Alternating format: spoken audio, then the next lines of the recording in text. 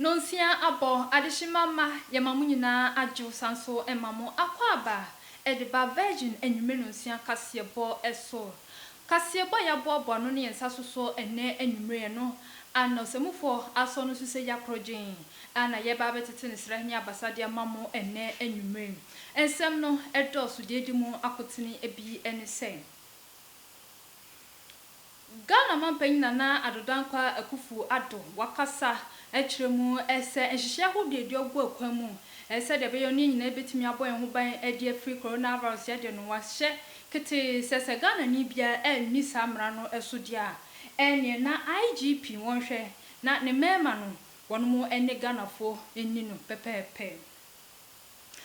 na wo asemo mampanyi editu dwe ya ana ekobie from Ghana Association of Medical and Laboratory Scientists one so ababontin edi ababetu edwese asema Ghana mampanyi ekan no won sanso emre biom yegusua ewo mampanyi akachi na woni sembiem one Ghana fo twetwe nkomo na ono sanso ekasa ye etu eye esukufo nkwada ye bi school won meko school nada ese adaroma ye bi school enu enti na esukufo nkwada nhwe na protocols ahodi eduogu akwam no won mo nhwe eni nada eso pepepe na Ghana Education Service fonso akasa akremu ese kamia ese ye bi school no ebi mu ekekase eye PPs no mekrese nose mask ni sanitizers ahodo na kamia ese school fon kwada ni bi eni bi eno ana wono mate a wakasa edi ababetu edwa ese ensem ebi mu ekeka se eyade se school su ni bi no wono mu eni PPs ni bi no eyade se wono mu enim ho ehwe na tewun so yede babetu manim ese eyade se wono mu ekọ strike ocha wode woni emagu hono ma wonyo adwuma ebiemu a wotwentwen so kakra esense na ekabia na esesa aban no etwa wonka no kamia ese aban no wonyantua ye nnam so ama wone ene aye kaseye wode krata aba montri edi ababetu edwese strike a wono mu ekoye no wono mu asanso akọ adwuma mu ebiemu yebeko enigide ensem emu na Celestine Doko weka ye gospel nyumto a eyade se wodimu akotene papa na nyum ba ko de ababontene eni thank you no ana chese woni ye akwaboa eni efia oficha omu ewomu na no Ghanafo akasa chese etwa na da papa se na gospel nyumtini pa ba ne sen ana woni efia ne akwaboa akabomu atonyum na emu chechemu so virgin kase yede bebremu yebekọ kopiemu ewo amahodo ensemu enso na coronavirus yade yabohu de ruabo no ukopiemu ewo Rwanda manu emu a asanso ama no homreso dedenden ama lockdown wono mu ahinkura wo hono wosanso ede atoso ebiemu ensema fofo binim ka wemu yosemufo aso ne so se yakroginye efi ene nkeka bia eni hum ana yeba betete ne srani abasade amamo enne enwumre se virgin enwumre no nsia kasebo na ansa na no dwumako bia daroma na aso yasne enne enwumre ya yetimi edi kasebo yi abawa akwam eye Success Preparatory School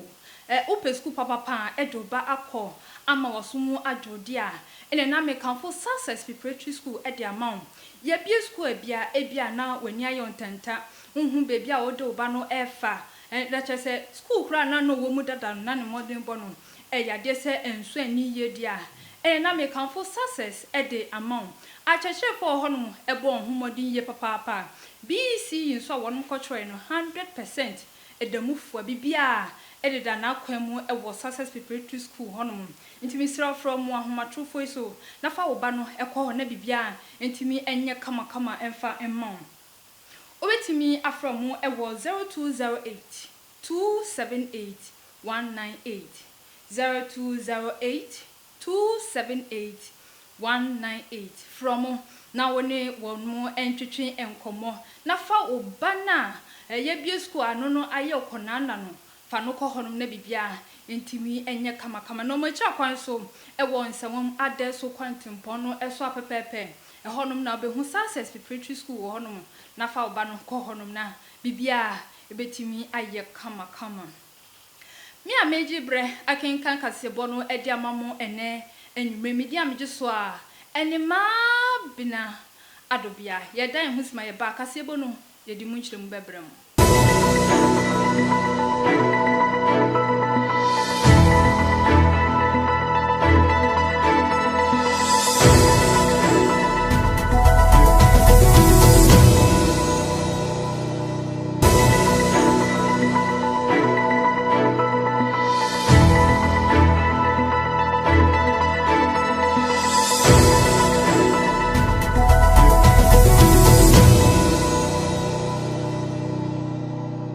abusian for esanso mama kwa babiem edeba virgin enwumelonsia kasebo no eso ye hyasie edia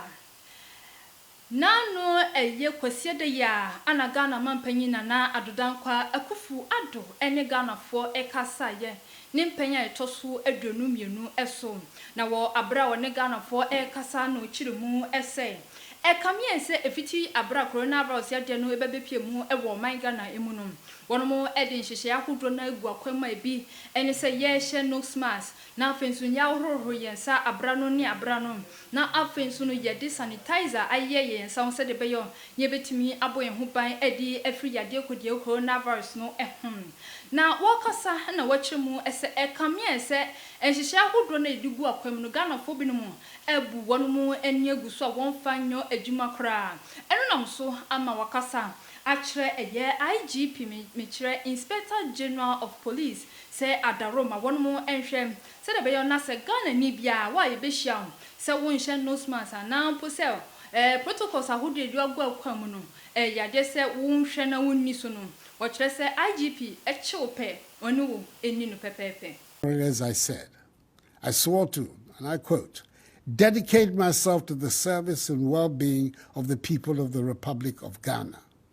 and to do right to all manner of persons, unquote. It is my duty to protect lives and livelihoods. In furtherance of this, I've instructed the Inspector General of Police to direct officers, men and women of the police service to ensure the rigorous enforcement of the law on mask wearing at all public places and in public transport. They are also to ensure the closure of all nightclubs, pubs, cinemas and beaches that may be operating in defiance of the law. They will be assisted by the other security agencies if need be. Persons in marketplaces, workplaces, and operators of public transport must conduct their activities in accordance with the hygiene and safety protocols. The wearing of masks in these places is mandatory. Regulatory agencies will undertake random checks to ensure conformity with COVID-19 rules. Should any facility or institution fail to comply with these directives, its activities will be immediately prohibited and appropriate sanctions applied. It is important that I remind all Ghanaians that severe punishments exist on our statute books for persons breaking the law on the mandatory wearing of masks. Should anyone be arrested by the security agencies disregarding this directive, that person will be dealt with strictly in accordance with law.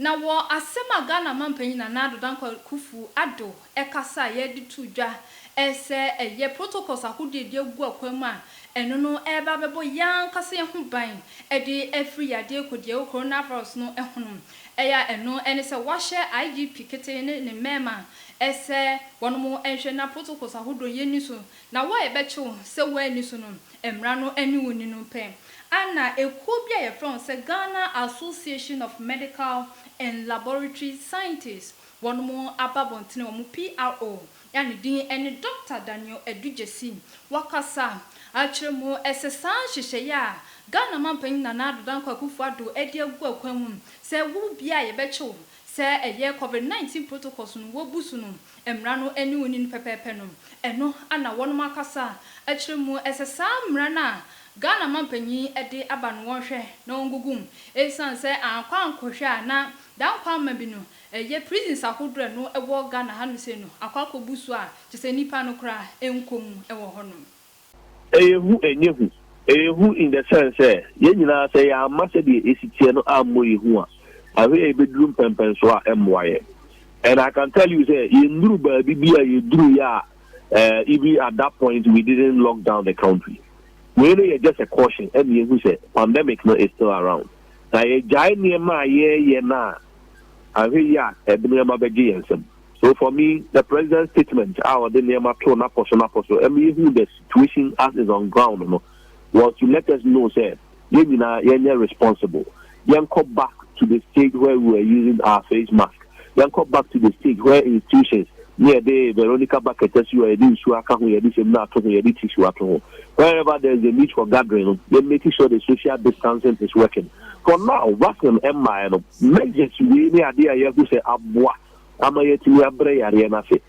get back to them. I just said about what I want to say. Yemra Shafono. Emra Yadimrika, as you say about COVID-19 protocols.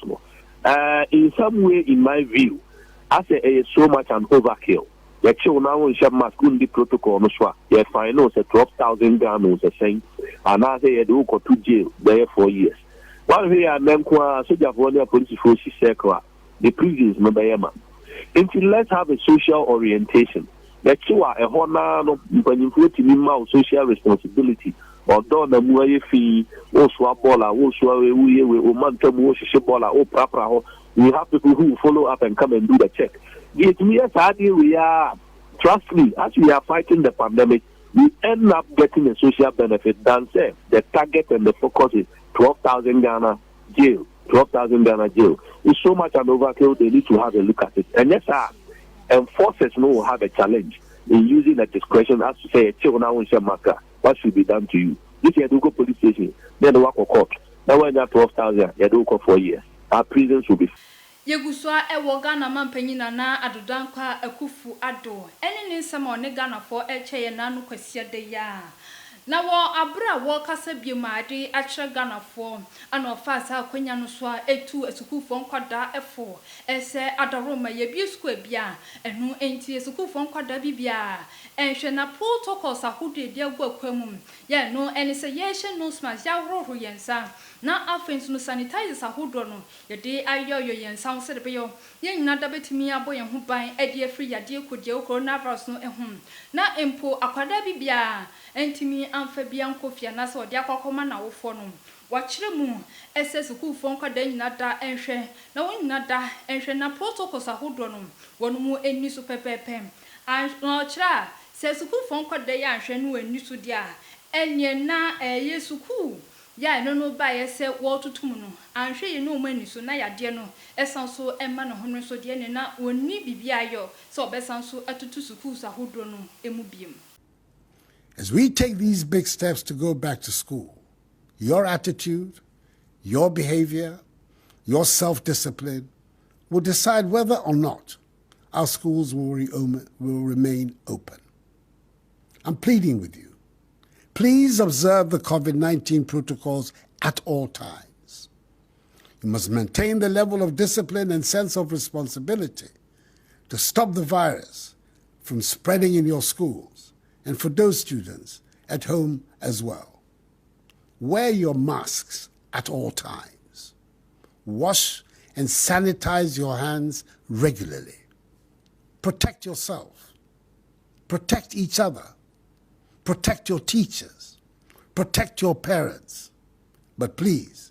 do not give me a reason to close down schools again. I pledge to do my best to keep your education going. I want you to assure me, your parents, your teachers, and society as a whole,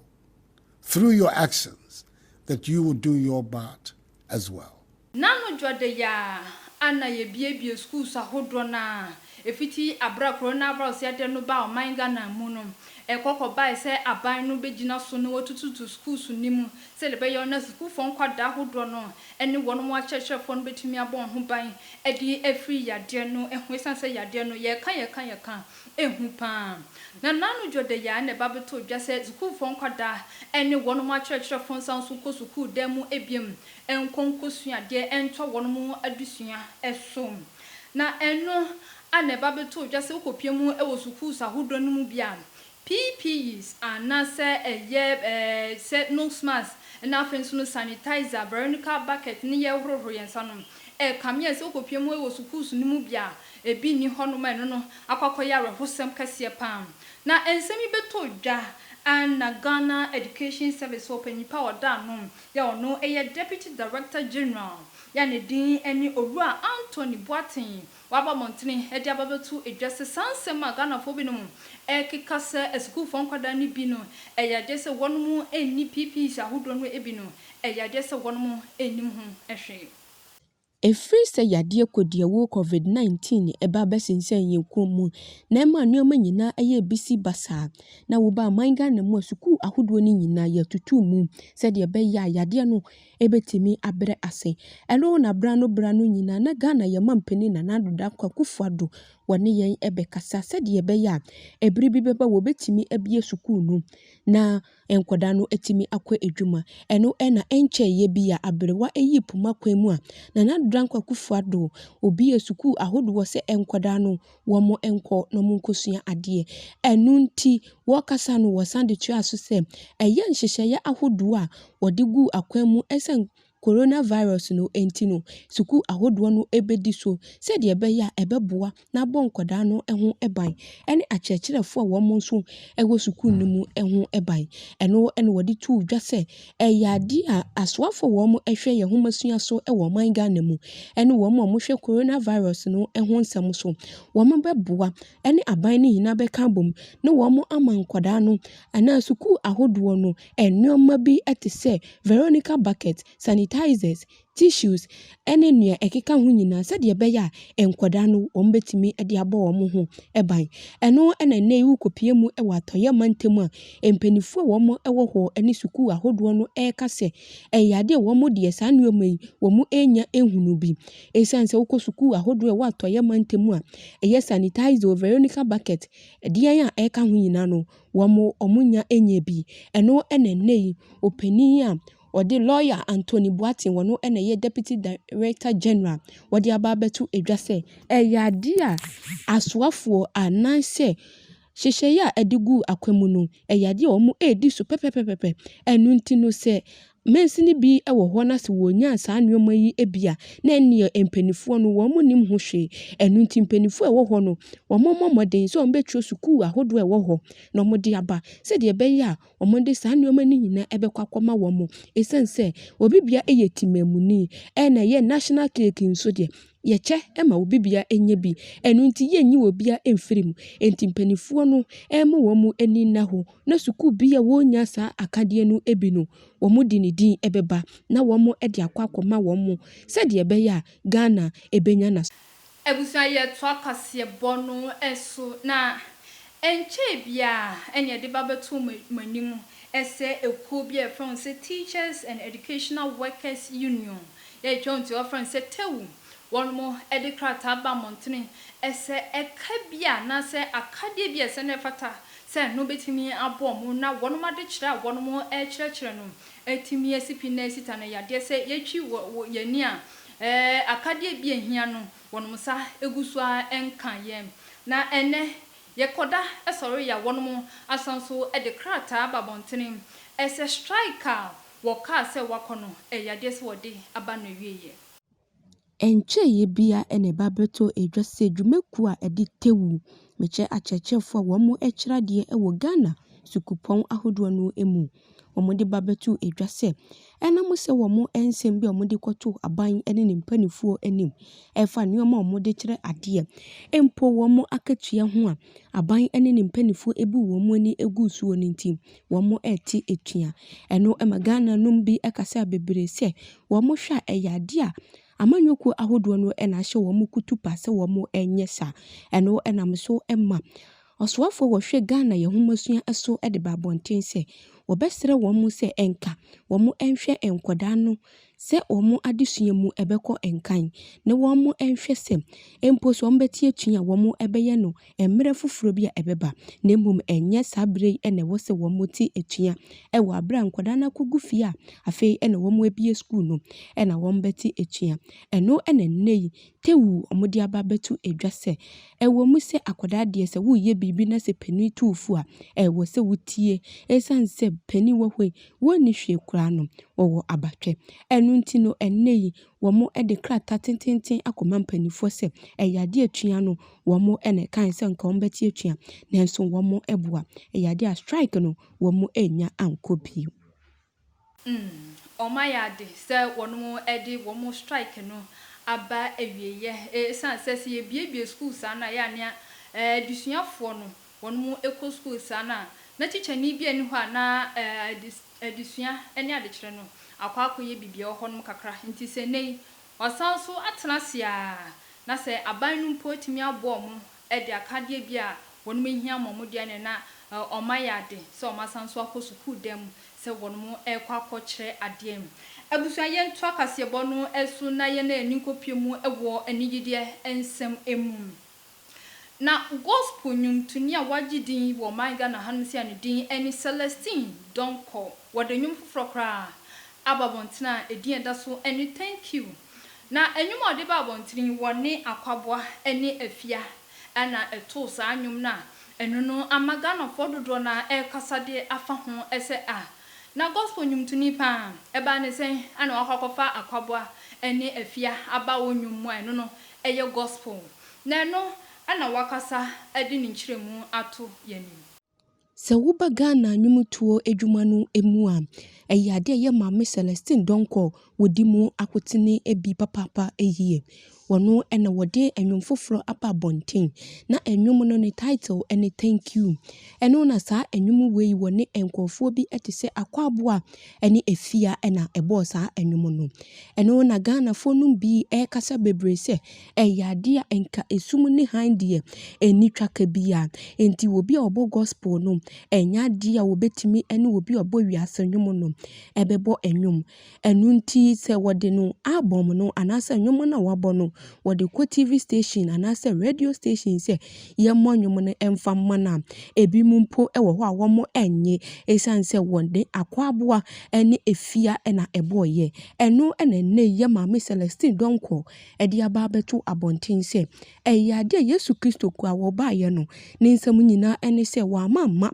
atrenefuo na emomo badema adebonyefuo emponu sebe so bibo wiase nyoma na eno enkyere se watete apansam anase wapro na emomu omu nyina eya anyomtefuo enti so obi bo wiase nyoma obetimi afre obi a obo nyamenyom na wone no abosa anyom no sanso ena so bibo nyamenyom a obetimi atonsa afre ni nua wono nso bo wiase nyom na wone no abonyom enu nti so wode sa anyom thank you ababonten na se uhu akwabo ene efia se womo eka ho no mobo sa anyom we di a enu na enfumso bia enni ho enti no Ghana sebe yema yadwen enyin ni yehunu se sa enuoma no etwam eya atete kwa enka no ena se wobi ene oye Kristo ne wontimi ni wiase ni emfa adamfo a enenu etwam obi bia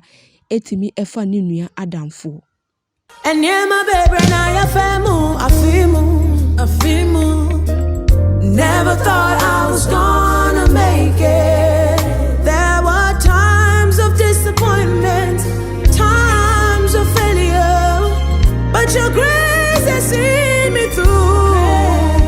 And I'm here today as a testimony of the goodness and the love of God. And I'm here to say thank you.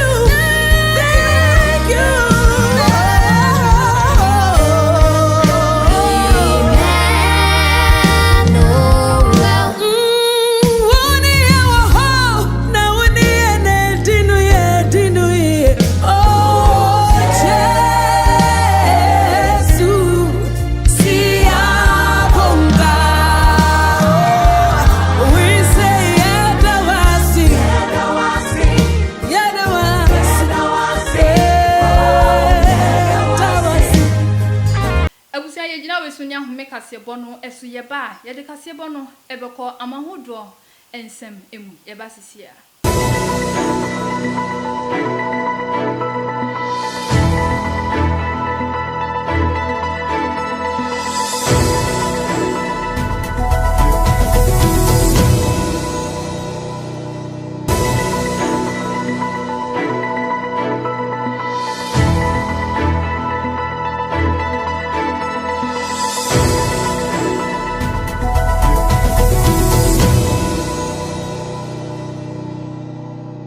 Ebusia sanso emamo akwa babiem de ba virgin enwumenu nsia kasebo no eso ye to akasebo no eso edia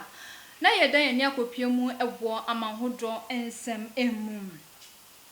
Rwanda manu emu ababeto dwase coronavirus ya de no asanso ama no homre so dedendi enu no enye asem kitwa kra enu nom so ama won kropon ye no ewo Rwanda manu mu anidin eni Kigali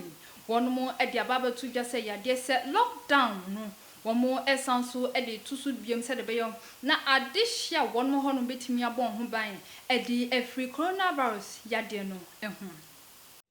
Afiya etwemu yi na yade COVID-19 kodi ewuo no ebesinsen yi komu a enene nei eda so ewo ho eno na kopie mu ewo Rwanda man no emu a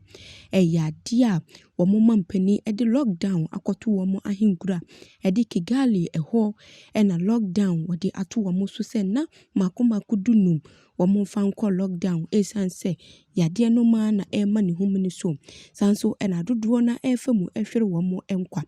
nunti no womo enko lockdown no emu no na wobibia eni akwanya se wobepie akọ baby sanso na wobibia eni akwanya se wobefro car se wotukwan afiri oman no so na wakọ oman foforo so sanso na omo nso omo ye abanye dwuma ene ankura dwuma bia no enti na womo fie na womo nye saa adwuma no eno na Rwanda mampani kasa no wode to aso se wo hwe se lockdown no ebeye dwuma se de ebeya ebeboa na aboa ama womo a womo efemu ehwere womo nkwa empo no womo de yade no efiri baby ekọ baby no ano bebre ase Ewie ebusia na wesu na ye gina na kasebo ebobo ano de ba beso mu ene enwumre se virgin enwumre no nsia kasebo no aha ene brema kwan ameadu ni nyina asi na ansa ne bekọ no mumenhwe ye beto dwane bi ansa Ghana mampanyi na dodankwa akufu ado wakasa ahye eye IGP ese wonomo enhwe se de beyo na COVID-19 protocols no Ghana ni bia wani so no emra enyo adwuma ekuo bi nso e from se Ghana Association of Medical and Laboratory Scientists womo so abamonten dia babatu edwase enhihye ya Ghana mampanyi di egu akwamu se wo bia wani eye protocols no eso na emra no ni no na nkebe ya Ghana mampanyi na adanka kufado ensanhwe na samra no wonwogu mu emma Ghana fo wo mampanyi kasa mu abiem anso yesanso e de bremo kasa eboyimu ese wakasa e de futu semakọ e de amasuku fo nkwada nyina da ese COVID-19 protocols mo hwe no mu enidi nyina da eso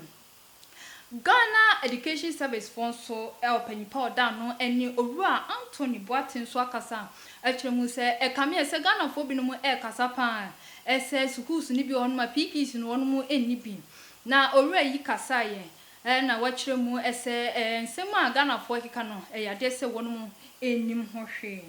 yesanso de bremo kase boyimu se ekwa ye from se tewu womo striker wode babetu dwase yade se won ko school dem konko kyra de no wode krata aba montene ese osanso akọ school dem akọ kyre ade